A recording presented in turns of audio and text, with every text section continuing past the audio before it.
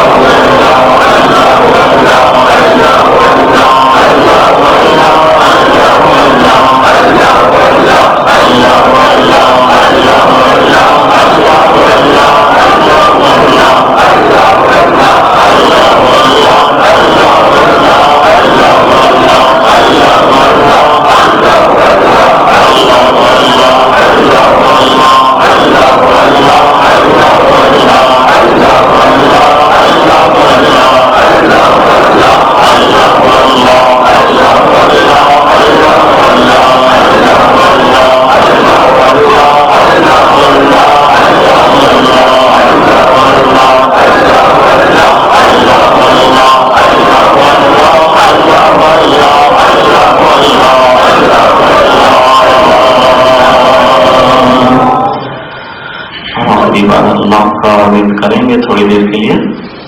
اللہ اللہ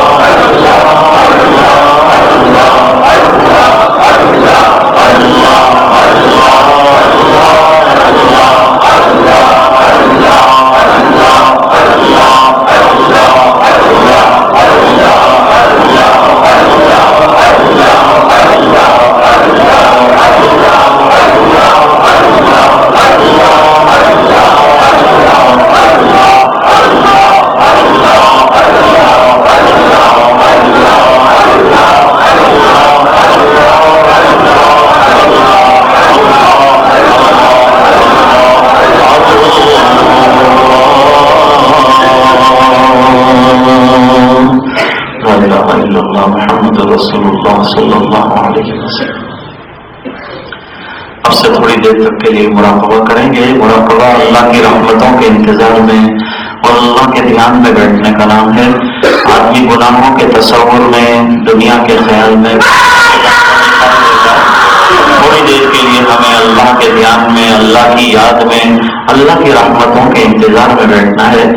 جو طلب لے کر بیٹھے گا اللہ تعالیٰ اس کو انشاءاللہ فائدہ پہنچائیں گے، اور کروڑوں لوگوں کو فائدہ ہوا ہے اس سے انشاءاللہ ہمیں بھی فائدہ ہوگا. مراقبہ مقصود تک پہنچنے کا وسیلہ اور زینہ اور ذریعہ ہے، اور اس کے فائدوں میں یہ ہے کہ آدمی گناہوں سے بچتا ہے. اللہ کا دھیان نصیب ہونے سے آدمی نیکیوں میں لگے گا، اور اللہ کے دھیان کی برکت سے گناہوں سے بچ جائے گا. دونوں چیزوں کی ضرورت ہے. ہمیں نیکیاں درکار ہیں، گناہوں سے بس بڑھنے کی ہم کو ضرورت بھی ہے، اور مراقبہ اس میں معین ہے، اس میں مددگار ہے. اب سے تھوڑی دیر تک کے لیے انشاءاللہ مراقبہ کریں گے، اور ایک ہی تصور جاری رکھیں گے. آنکھیں بند ہو اور جسم میں نقل و حرکت نہ ہو، اور ایک ہی تصور رکھیں اللہ کی رحمت برس رہی ہے، دل میں سما رہی ہے، دل اللہ اللہ اللہ کر رہا ہے.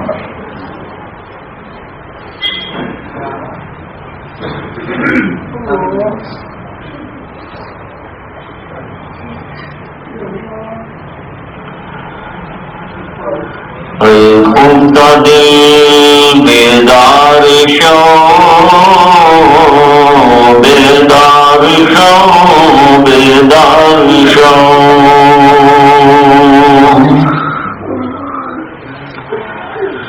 غفلت میں ڈوبے ہوئے دل جاگ جا.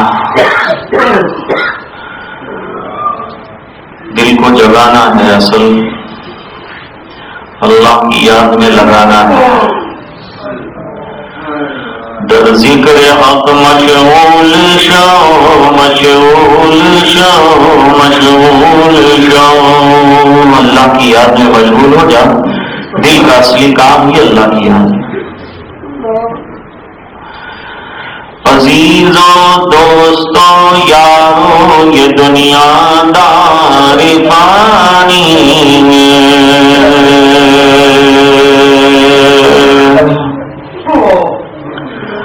دل سے مت لگاؤ تم لحد میں جا بنائی.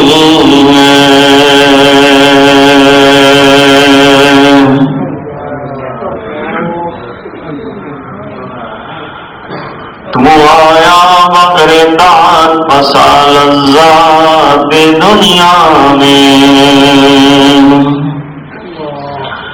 اور عقل کھوئی گئی تیری کیسی نادانی.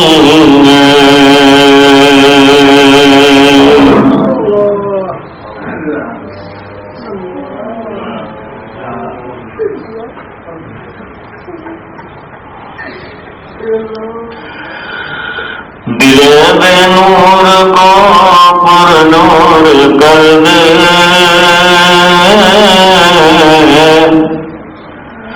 دل مغموم کو مسرور کر دے.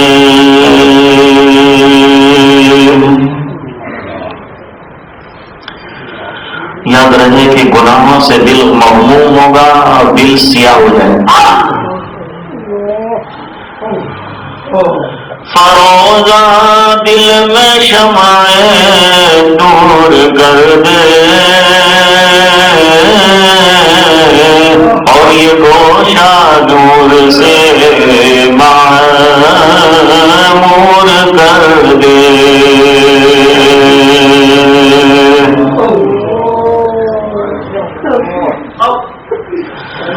میرا ظاہر سنور جائے الہی میرے باطن کی ظلمت دور کر دے.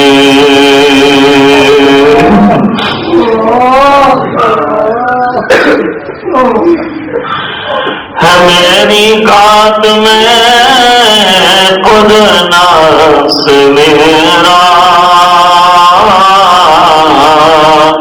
الہی اس کو بے مقدور کر دے.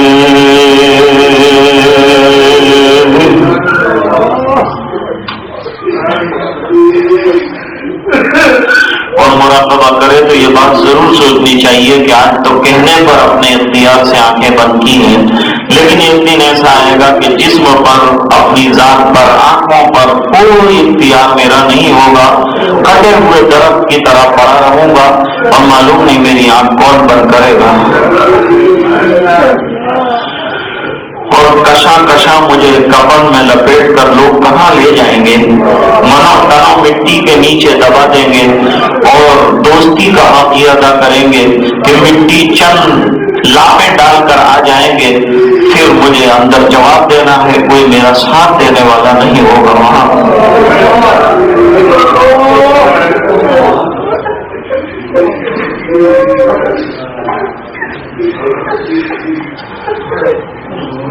قبر جنت کا ایک باغ بن سکتا ہے، جہنم کا ایک گڑھا بن سکتا ہے.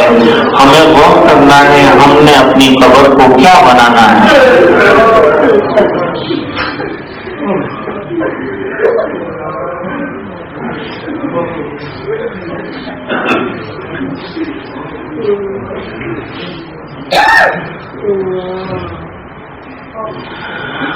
لا الہ الا اللہ محمد الرسول اللہ صلی اللہ علیہ وسلم. درود پاک پڑھ کر دعا کریں. اللہم صل علی سیدنا محمد وعلی آل سیدنا محمد واصحابہ وازواجہ وبارک وسلم. اللہم لک الحمد کلہ ولک الملک کلہ ولک الشکر کلہ وإلیک یرجع الامر کلہ. اللہم لک الحمد کما انت اہل فصل علی محمد کما هو اہل وافعل بنا ما انت اہل انک انت اہل التقوى واہل المغفرہ. آتنا فی الدنیا حسنہ وفی الآخرۃ حسنۃ وقنا عذاب النار وقنا عذاب القبر وقنا عذاب الحشر وقنا عذاب الفقر وقنا عذاب الدین واحشرنا یوم القیامۃ مع الابرار. ربنا لا تزغ قلوبنا بعد إذ هديتنا وهب لنا من لدنك رحمة إنك أنت الوهاب. ربنا إنك جامع الناس ليوم لا ريب فيه إن الله لا يخلف الميعاد. ربنا اغفر لنا ذنوبنا وإسرافنا في أمرنا وثبت أقدامنا وانصرنا على القوم الكافرين.